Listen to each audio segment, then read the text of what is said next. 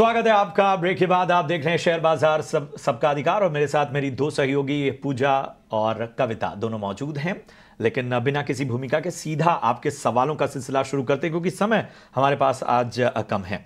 चलिए, एक सवाल है नीरज तिवारी साहब का और इनके पास वेदांता के 147 शेयर हैं। 297 के भाव पे इन्होंने वेदांता के शेयर में एंट्री की हुई है। गौरांग सर, मैं आपके पास आना चाहूंगा, बताइए वेदांता में क्या करना चाहिए। 297 की इनकी बाइंग प्राइस है।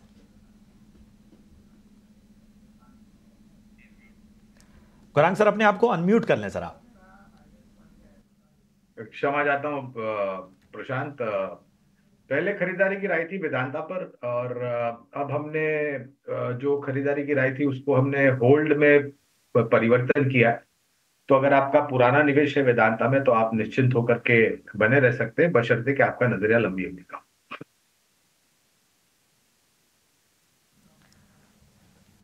ठीक है, तो वेदांता पर यह राय आती हुई इस वक्त। चलिए, एक हमारे दर्शक हैं मनोज कुमार, वो टाटा मोटर्स और बीपीएल पे टारगेट के बारे में पूछ रहे हैं। और रवि, जरा बताइए टाटा मोटर्स और बीपीसीएल आगे आने वाले वक्त में किन लक्ष्यों को देखा जाए। देखिए प्रशांत जी, ये तो एक मौका दिया टाटा मोटर ने। आफ्टर रिजल्ट थोड़ा सा करेक्शन आया टेक्निकली, यहाँ पर काफी अब जो है वो वापस से बॉटम आउट हो रहा है। तो मुझे ऐसा लगता है कि इसका टारगेट फिलहाल 1150 का रखें। डिप पे 920 से लेकर के 880 के बीच में जितना बाइंग कर सकते हैं वो कर सकते हैं। स्टॉप लॉस 860 का रखें। अभी 957 चल रहा है, लेकिन मुझे लगता है थोड़ा सा अगर डिप मिलता है तो आप थोड़ी बहुत खरीदारी 930 के लेवल से भी कर सकते हैं। लेकिन टारगेट, लंबा टारगेट जो है वो यहाँ पर 1150 का एक बार को देखने को मिलेगा। बीपीसीएल तो वैसे ही बल्ले बल्ले कर रहा है, अभी 611 पे चल रहा है। अपसाइड टारगेट देखते हैं तो 680 का टारगेट है आने वाले 8 महीने में। और अगर इंट्राडे के हिसाब से भी देख रहे हैं, थोड़ा सा वीक ऑन वीक बेसिस पे भी देख रहे हैं, तो भी 640 रुपए तक के टारगेट यहाँ पर अचीव होते हुए नजर आएंगे। तो बीपीसीएल और टाटा मोटर दोनों ही अपवर्ड ट्रेंड में आपको लॉन्ग टर्म पे यहाँ पर मिलते हुए नजर आएंगे। ठीक है, तो ये है सलाह आपके स्टॉक्स पर। मुंबई से दिगंबर जी हमारे साथ जुड़े हैं फोन लाइन पर। दिगंबर जी नमस्कार, सवाल पूछिए अपना। नमस्कार मैडम, मैंने वॉकहार्ट फार्मा काफी समय से रखा हुआ है, तो आप उस पर क्या सलाह देंगे? वॉकहार्ट फार्मा काफी समय से रखा हुआ है, लेकिन कुछ ज्यादा बदलाव दिखा नहीं प्राइस में, वहीं का वहीं टिका हुआ है आपका जो खरीद भाव था। गौरांग जी क्या सलाह देंगे? वॉकहार्ट पर 541 पर लिया था और इनका कहना है कि काफी समय ऑलरेडी दे चुके हैं, बट अभी भी 549 पर ये स्टॉक पहुंचा है। कैसा लग रहा है आपको ये स्टॉक? कवरेज बहुत समय पहले थी और बिकवाली की थी और हमारे जो नीचे के लक्ष्यांक थे वो आ चुके थे, तो फिलहाल कवरेज नहीं है। लेकिन अगर फार्मा क्षेत्र में ही निवेश करना है तो हमारी ऐसे तो बहुत सारे हैं, करीबन 8 या 9 कंपनियां फार्मा में हमारी खरीदारी की सूची में है। लेकिन प्राथमिकता अगर आपको देनी हो तो हमें लग रहा है कि सिप्ला, जिसके नतीजे अभी अभी आए थे, सन फार्मा, डिवीज लेबोरेटरीज और डॉक्टर रेड्डीज, ये बेहतर विकल्प हो सकते हैं।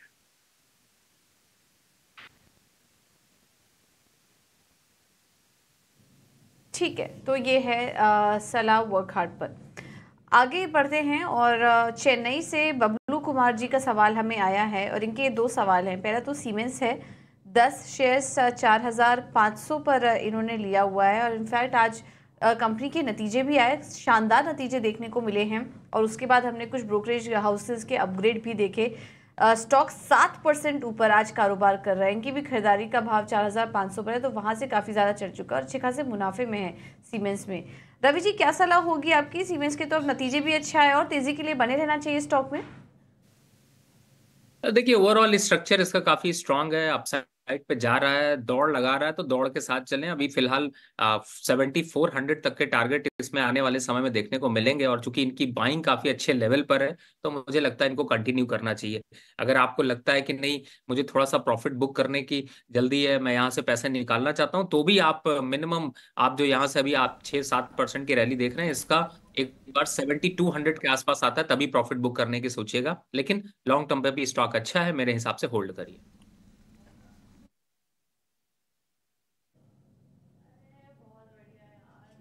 ठीक है, तो ये है सलाह सीमेंस पर। दूसरा सवाल इनका HAL पर था।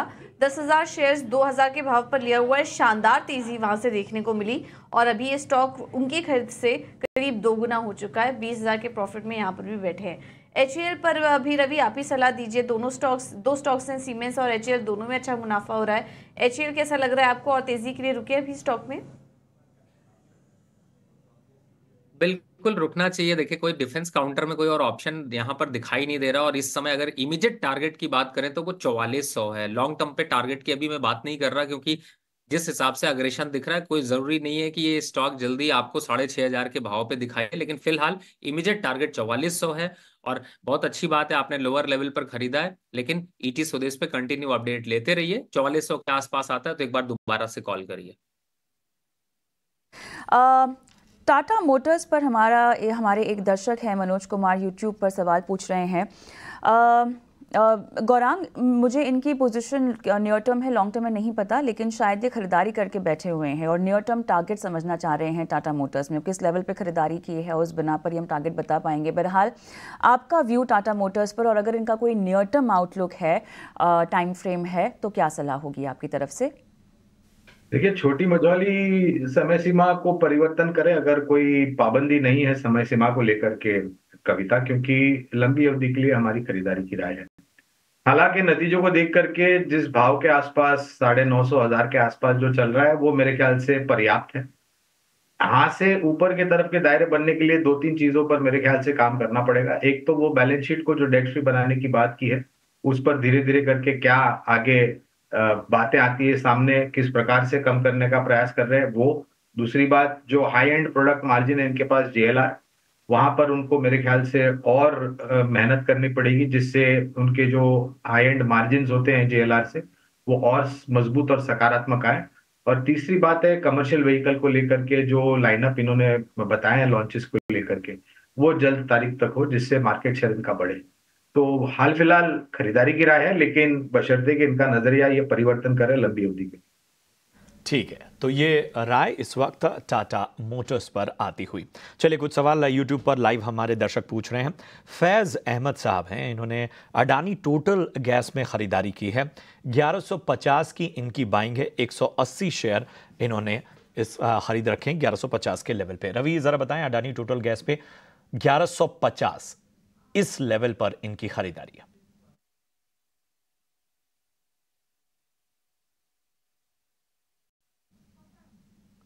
रवि, खुद को अनम्यूट कर लें जरा।